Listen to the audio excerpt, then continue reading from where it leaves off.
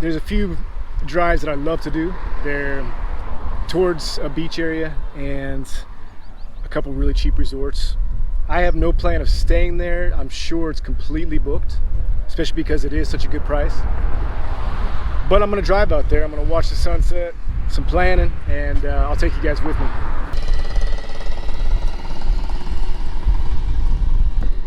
All right, so I'm just a few miles from a popular area here called Kai Bang Tunnel. Kind of a cool place to stop, I'll show you. So I'm on a bridge here, and this is just a little fishing village.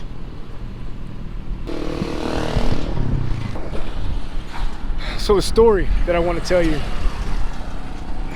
I'll back up for 1 second.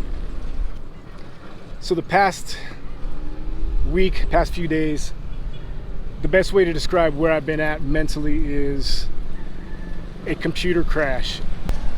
I kind of just shut down mentally. So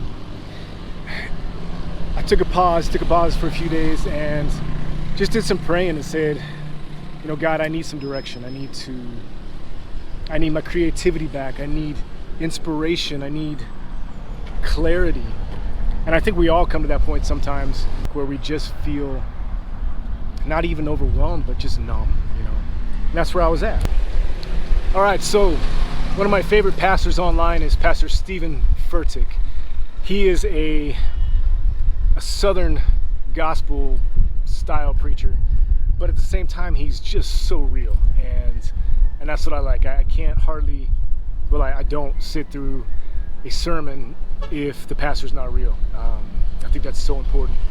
So he's genuinely real, and he's also entertaining and pretty goofy, and that's what I appreciate. So anyway, I pulled up one of his sermons and I watched a few of them, but one of them just hit me so hard, and it didn't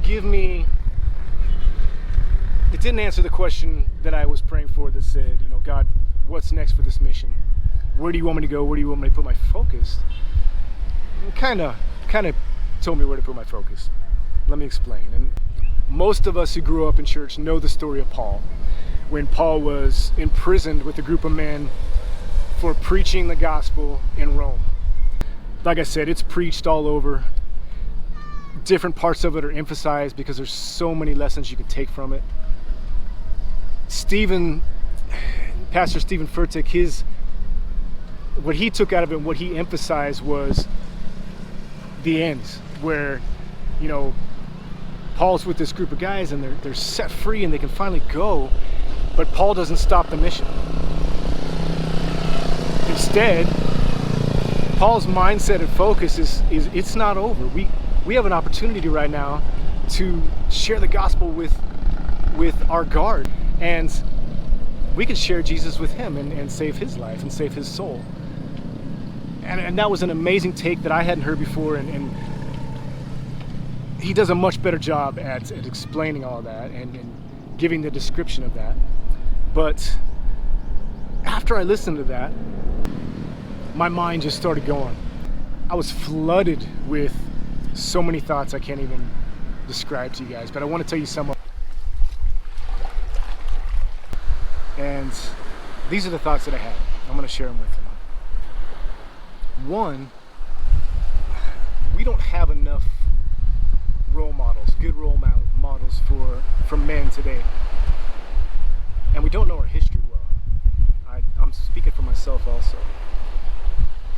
If you take a really close look at this story and you think about Paul was a bad dude. One, his mission was to go and preach to people that didn't want to hear the word, and to preach in a place that it was a life risk. It was either imprisonment or even death.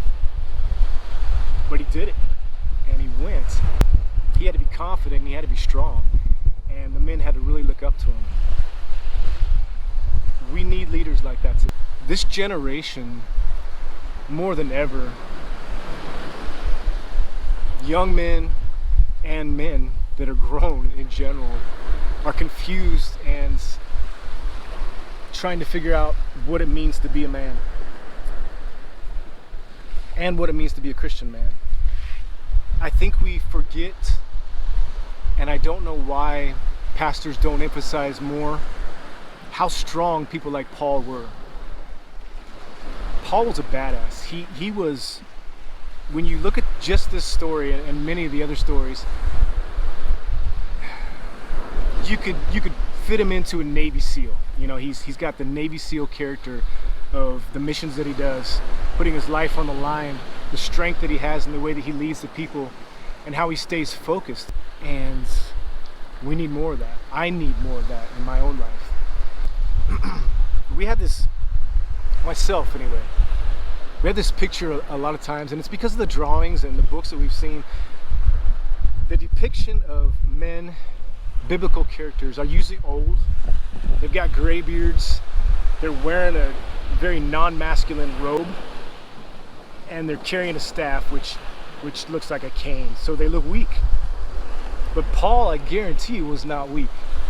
Paul was tough, and we need more tough men. I need to be tougher in what I do in my life and my thinking. For whatever reason, that was my thoughts on it today. So thank you guys. Today I drove out here. This is a $6 resort I'm at. $6 to use the infinity pool and use the beach till 5. It is almost 5, so I'm gonna head out.